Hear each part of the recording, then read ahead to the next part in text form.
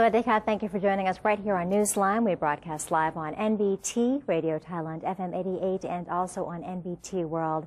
It's a Tuesday, and the date is September 22nd, and you're with me, Sandra Han Utsaha.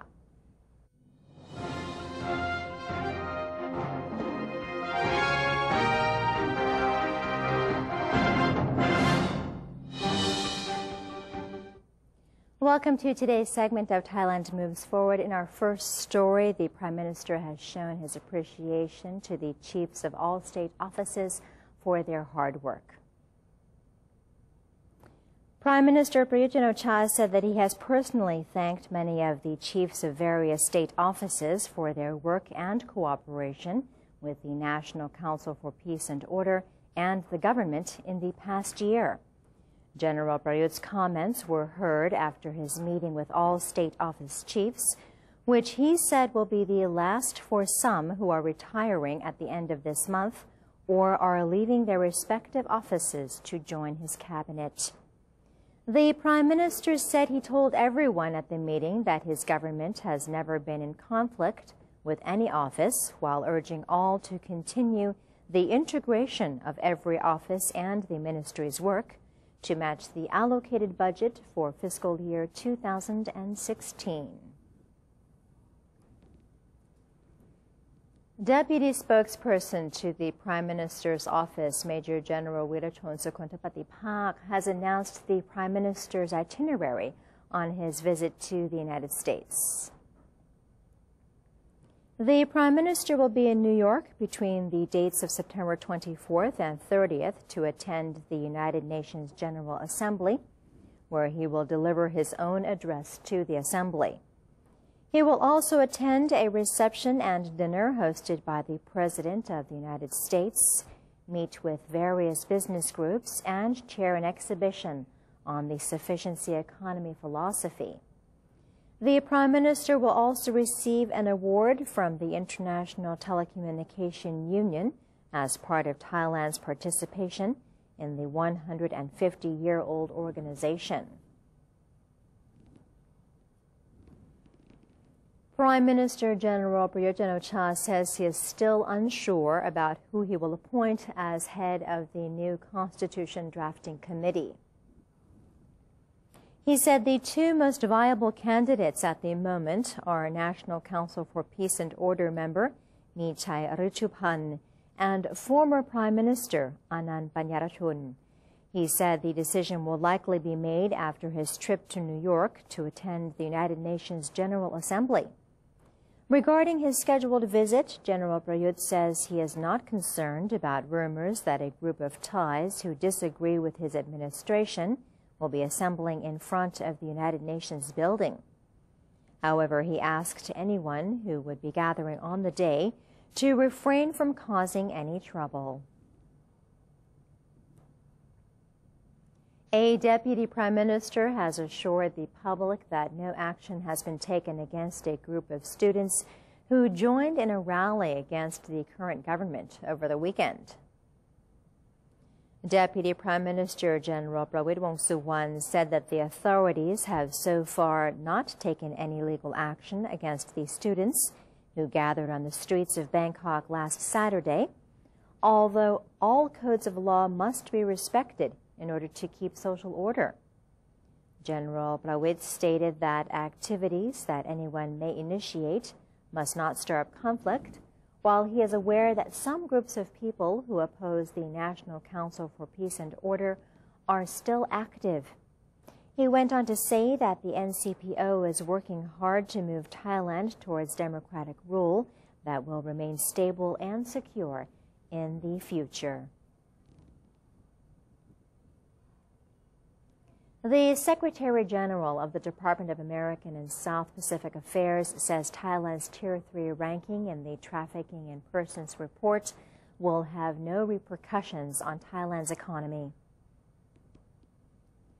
Songsak Saichua, Thailand's Secretary General of the Department of American and South Pacific Affairs, spoke in a seminar on the matter, saying the country was downgraded to the report's lowest ranking due to inadequate enforcement by the authorities lack of proper protection for victims, and failure to address the human trafficking in the country's fishing industry. He said Thailand has disagreed with the assessment by the United States and has pointed out its various successes in the past year in empowering officials, enforcing the law, and prosecuting violators. It has since submitted the progress report to the United States for reconsideration.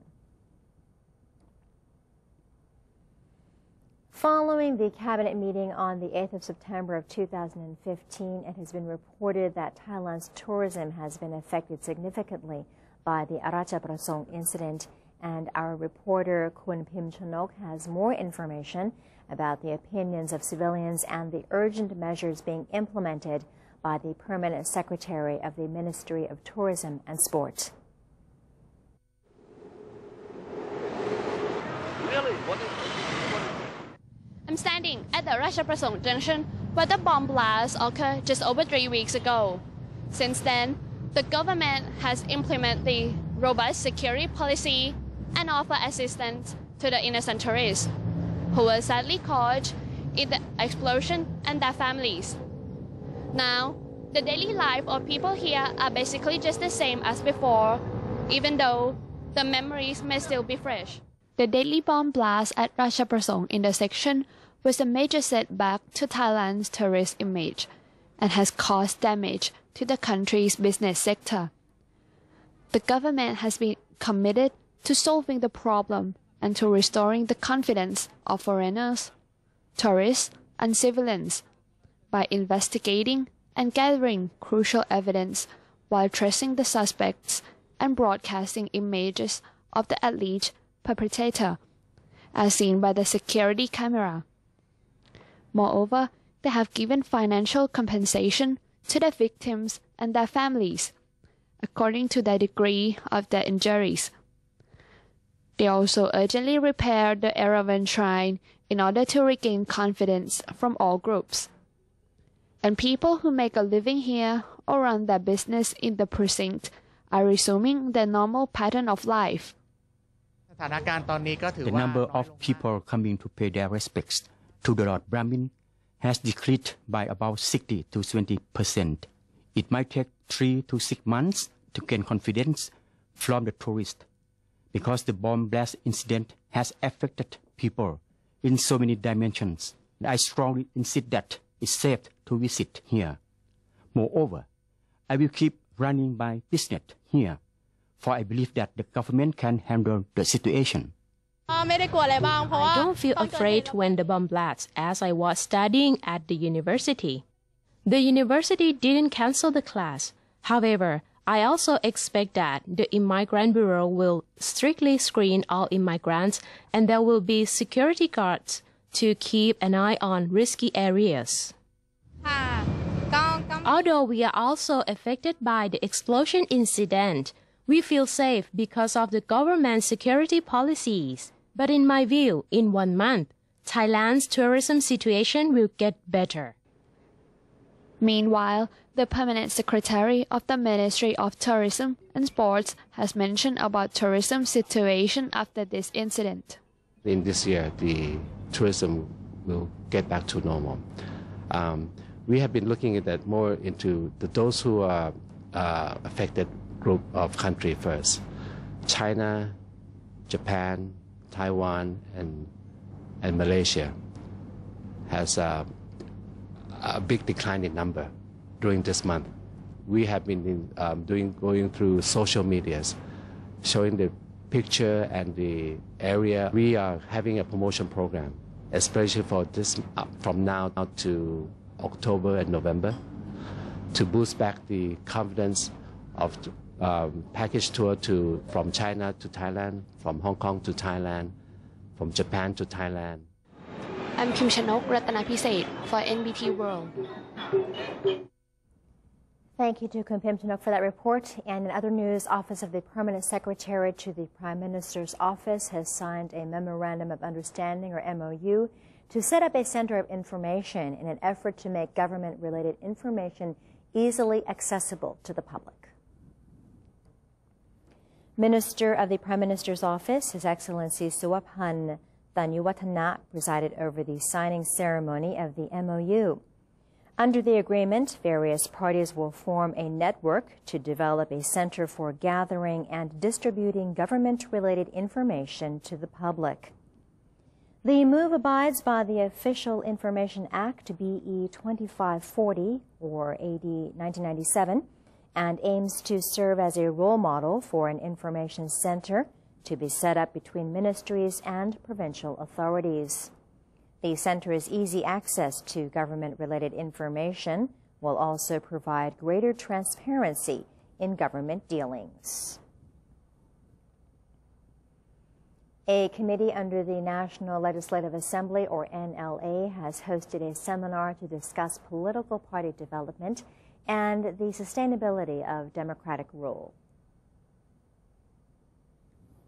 The NLA's first Vice President, Surachai Liengbunlechai, chaired the seminar, which was entitled The Development of Political Parties for a Sustainable Democratic System in Thailand, organized by the Committee on Political Affairs.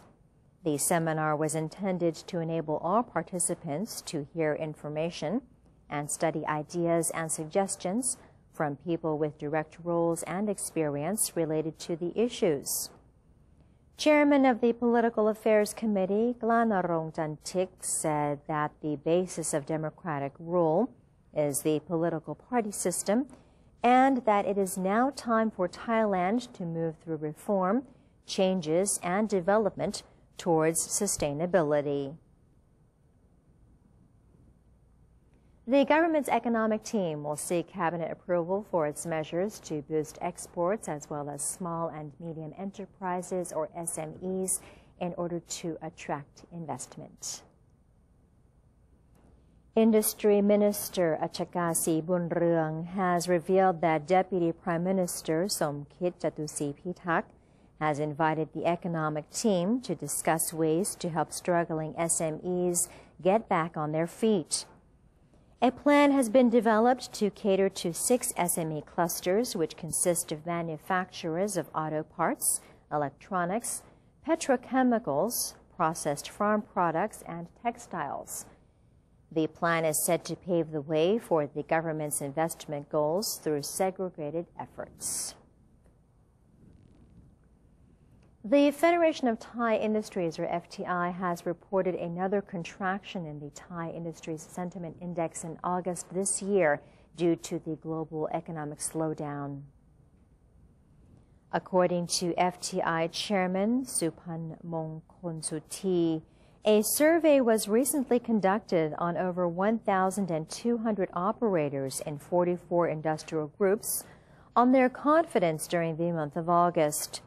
Findings indicated that the Thai Industries Sentiment Index edged down for the 8th month in a row to 82.4 from 83 in July.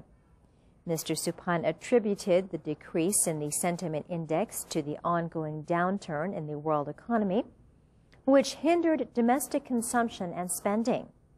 The economy was also perceived as fragile, putting operators at high risk amid a fiercer competition. The Department of Cultural Promotion and Chumphon Provincial Administrative Office has debuted the Ban Got Pitak Cultural Tourism Community in Lang Son District, strengthening the local tourism sector. The community launching ceremony came after the department selected Ban Got Pitak as one of the 9 cultural tourism communities in Thailand. The department hopes to improve performance and competitiveness of Chumphon's tourism sector. Ban Got Pitak Cultural Tourism Community offers ecotourism, homestay-style accommodations, and a wide array of locally caught fresh fish. The community promotes local craftsmanship, including boat assembly, herbal medicine, and food processing, as well as encourages unity and cooperation among residents. And that brings us to the end of this edition of Thailand Moves Forward. It's time for a quick break now, but first we're going to have a look at the exchange rates and also the commodity prices.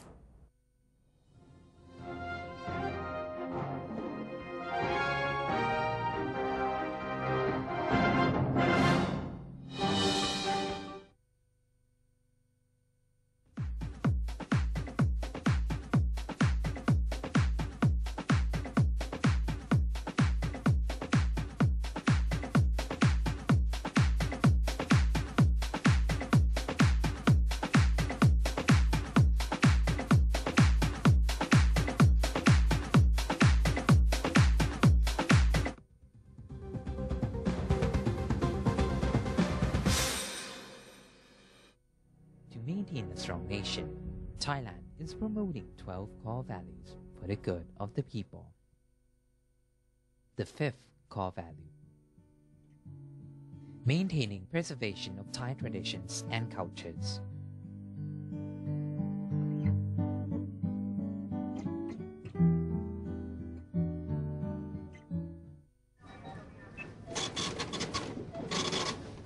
How could you do that to me?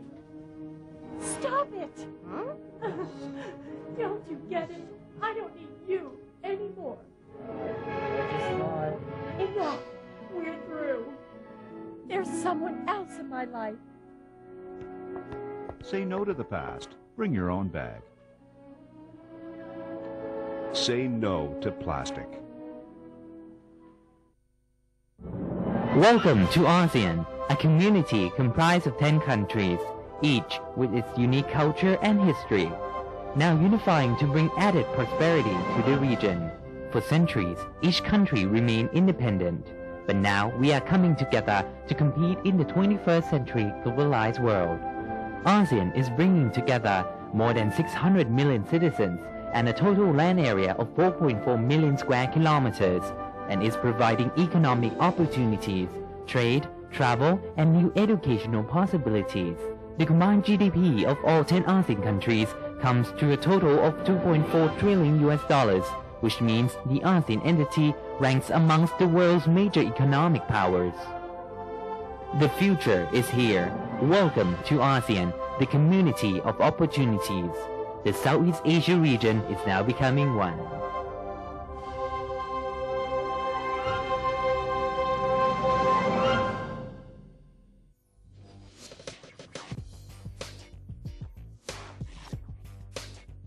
Multiple perspectives, insightful commentary on Thailand with The Insider every Sunday morning at 10:30 on NBT and NBT World.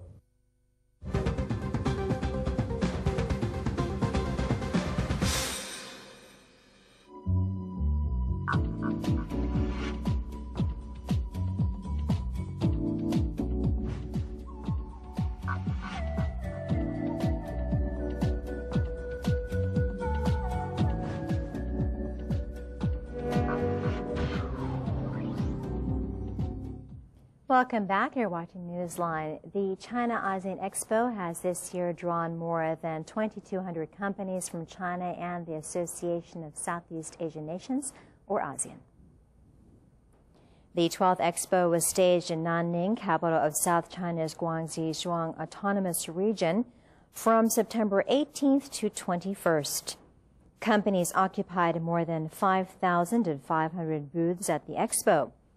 Compared to past years, more ASEAN exhibitors in competitive industries such as food and beverage and daily commodities brought their products to the expo this year. In addition, 27 forums on industrial cooperation, e-commerce, environmental protection, and tourism, among many fields of professional interest, have been held during the event centered on cooperation to jointly build a 21st century maritime Silk Road.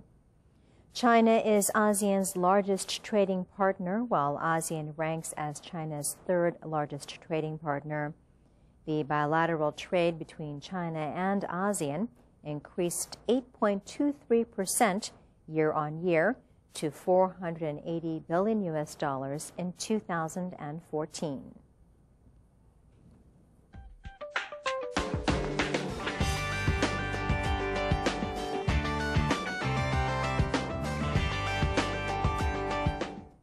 Several thousand supporters of the Iran-backed Houthi rebels took to the streets of the Yemeni capital Sana'a on Monday, dancing, cheering, and chanting pro-Houthi slogans in celebration of the one-year anniversary of the Shiite militia's takeover of the capital last September. Some brandished weapons, others waved Yemeni flags. Pictures of the Houthi leader, Abdul Malek al-Houthi, were held by supporters as they chanted pro-Houthi slogans and denounced the Saudi-led coalition offensive on the war-torn country.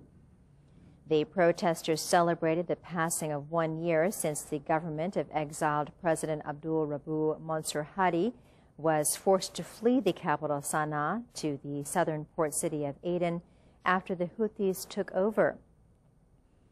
Soon after that, Hadi and his government were forced to flee Aden as well and have been living in exile in Saudi Arabia since. In July, after nearly 4 months of airstrikes across the country by a Saudi-led coalition of Sunni Arab nations, the Houthis were defeated in Aden and forced to retreat. Saudi authorities tightened security ahead of the annual Hajj season, with about 100,000 security personnel deployed to oversee the pilgrimage to the Muslim holy city of Mecca, due to host the largest annual gathering of Muslims next week. Members of the elite counterterrorism unit, traffic police, and emergency civil defense personnel were deployed at checkpoints and around the city. There are also troops from the Army and the National Guard. Saudi Arabia has warned Muslim pilgrims attending next week's Hajj in Mecca to avoid exploiting Islam's annual gathering for political reasons, reflecting its worry that turmoil in the region may prompt attacks or damaging displays of discord. About 1.2 million have arrived so far this year.